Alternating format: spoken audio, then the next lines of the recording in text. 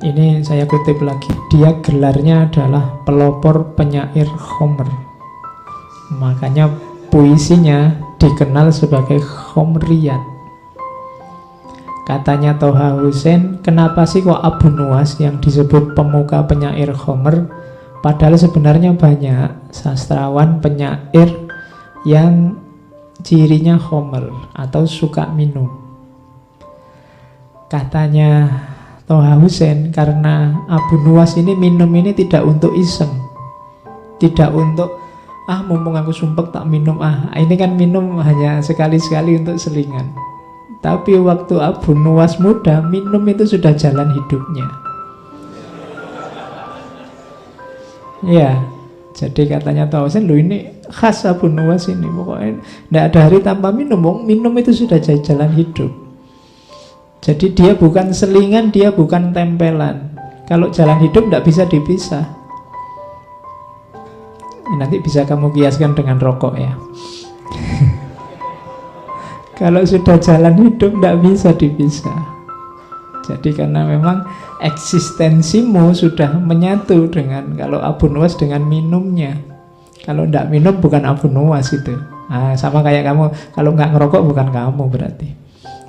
Kalau kamu ya mesti ngerokok. Itu logikanya katanya Toha Hussein. Kenapa kok Abu Nuwas ini dianggap pelopor penyair Homer? Itu salah satu puisinya yang dari Diwan Abu Nuwas itu. Ingatlah, segarkan aku dengan Homer, dan katakan bahwa itu Homer. Ini kan terang-terangan, tidak sembunyi-sembunyi.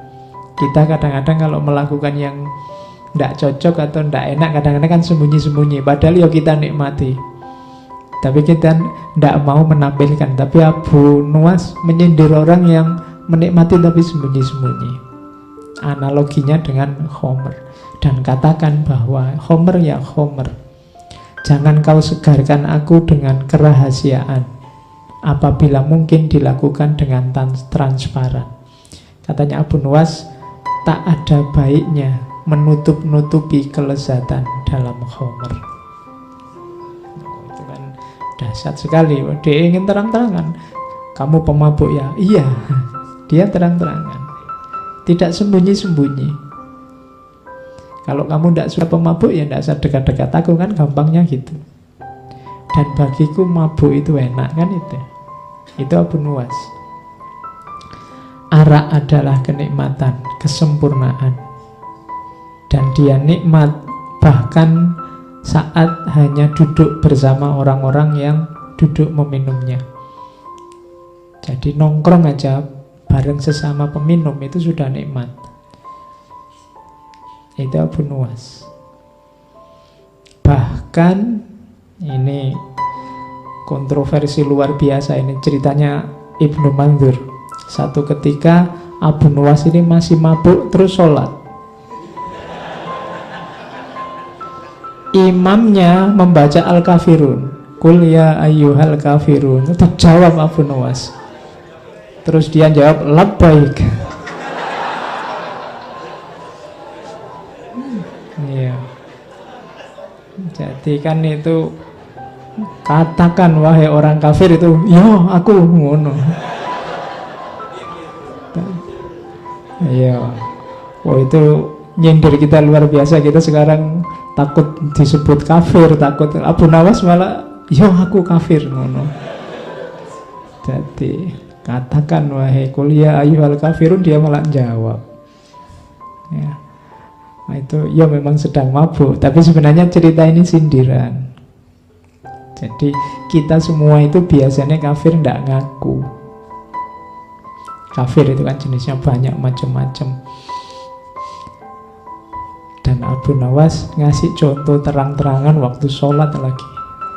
Yo, qul ya ayyuhal kafirun labbaik. Nah, itu. Imamnya kaget mesti. Terus dia diinterogasi lama. Kalau hari ini itu sudah pelecehan, masuk penjara ini pasti. Tapi terus dilepaskan karena alasannya orang ini memang suka ndagel kok, pelawak dia ini. Mungkin maksudnya ngelawak tapi waktunya ndak pas ya. Kesimpulannya gitu terus dilepaskan. Itu enaknya jadi pelawak kan gitu. Kamu kalau keliru tinggal ngomong, oh itu cuma guyon kok, itu ndak serius. Nah itu Abu Nuwas kan memang beliau ini terkenal aneh-aneh. Karena ada cerita satu ketika dia teriak-teriak, ini loh Abu Nawas, aku orang yang tidak suka kebenaran, aku orang yang cinta fitnah, dan aku orang yang lebih kaya dari Allah. Rame heboh orang satu kota, dipanggil oleh Harun al-Rasyid kan, kamu itu stres apa mabuk? Kok kalimatmu kontroversial semua? Loh, yang saya ucapkan tidak ada yang salah Raja. Orang-orang aja tidak betah mendengarkan kelanjutannya. Jadi aku orang yang benci kebenaran karena neraka itu kebenaran, kematian juga kebenaran. Jadi aku benci neraka, aku benci kematian. Aku cinta fitnah, kan ada ayatnya, amwalukum wa auladukum fitnah. Anak-anak kecil kan ya fitnah. Jadi aku cinta fitnah itu maksudnya aku suka punya duit banyak, aku suka anak-anak. Lah tapi kok bisa kamu lebih kaya dari Allah? Loh saya punya anak, Allah enggak punya.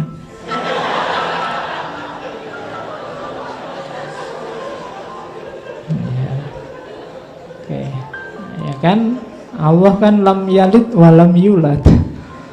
Iya. Jadi itu pinternya Abu Nawas selalu ngomong. Karena ada cerita juga dia suatu ketika bikin fatwa, barang siapa sholat dilarang rukuk dan sujud. Itu heboh lagi waktu dipanggil oleh Harun al-Rasyid, kok ada kamu fatwa nyeleneh gitu, sholat kok dilarang rukuk dan sujud. Loh orang-orang kok enggak tanya sholat apa dulu.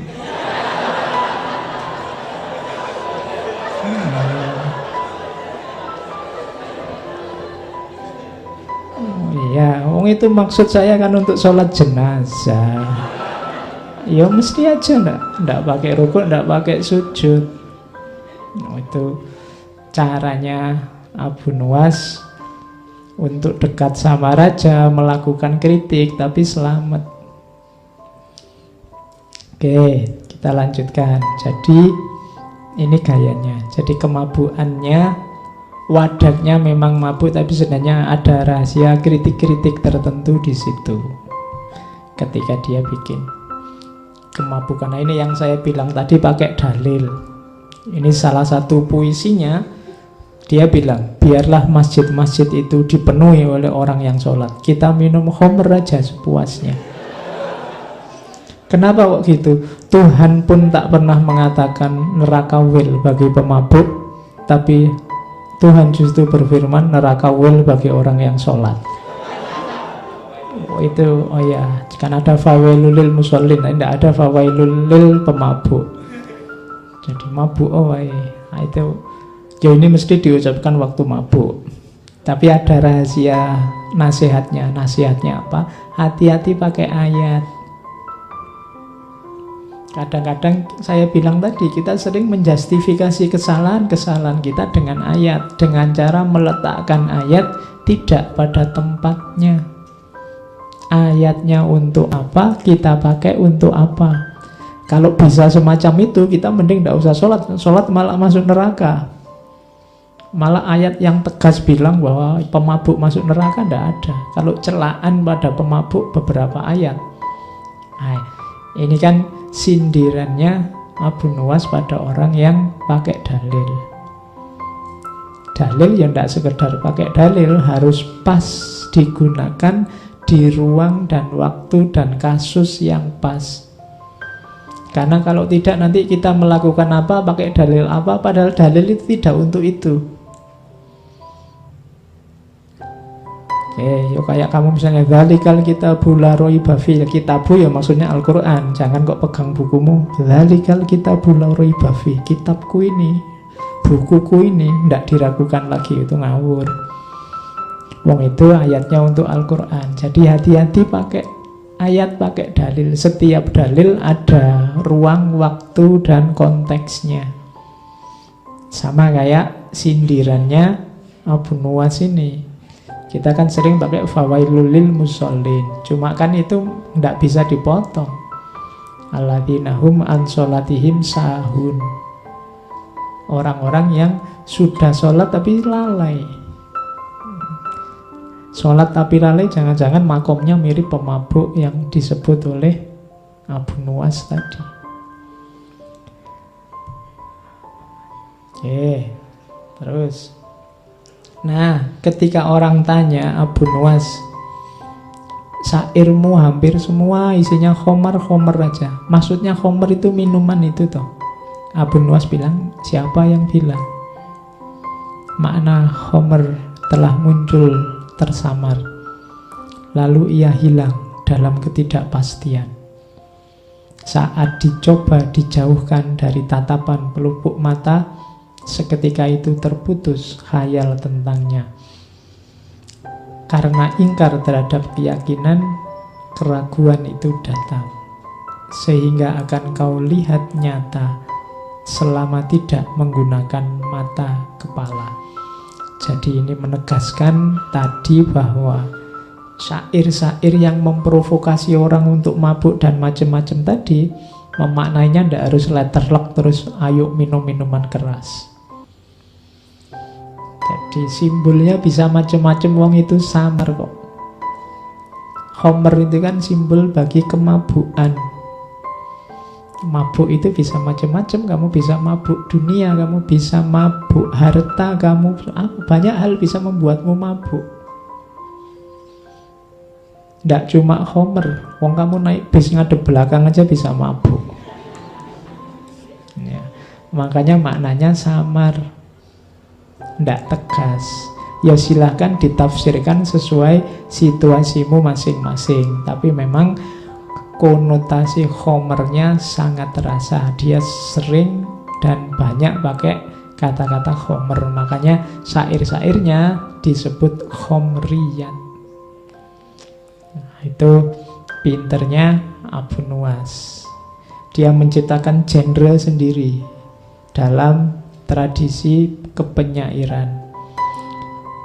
Terus ada pelajaran dari situasi seorang Abu Nuwas ini yang bilang dari Ahmad Abdul Majid Al-Ghazali dalam Diwan Abu Nuwas, beliau editornya.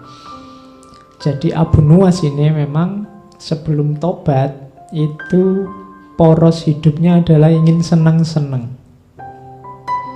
Cuma ada rahasia di situ. Apa sih kesenangan itu? Kesenangan itu muncul kalau seseorang melakukan sesuatu secara total. Kalau versinya Abu Nuwas, aktivitas apapun, termasuk mabuk, itu harus dilakukan dengan mantap, kemauan keras, maka kalian akan puas. Kalau sudah puas, bahagia. Rahasianya sebenarnya di situ. Pelajarannya katanya Ahmad Abdul Majid Al-Ghazali. Jadi bahkan mabuk saja kalau diseriusi sedemikiannya ternyata bisa membahagiakan. Ya maksudnya apalagi perbuatan-perbuatanmu yang baik, apalagi kamu belajar, apalagi kamu sekolah, apalagi kamu kuliah. Kalau kamu lakukan sepenuh hati dengan mantap, sungguh-sungguh, totalitas, akan kalian rasakan manfaatnya. Jangankan yang baik-baik, wong yo sekedar mabuk saja bisa membuat orang bahagia. Apalagi kebaikan-kebaikan. Nah, kunci nasihatnya di situ sebenarnya. Abu Nuwas ini seolah-olah sangat total dalam kemabukannya. Tapi pelajarannya bukan di mabuknya, tapi di totalnya. Jadi lakukan segala sesuatu dengan total. Jangan setengah-setengah. Kalau ingin berjuang, ya berjuanglah secara total. Ingin belajar, belajar secara total.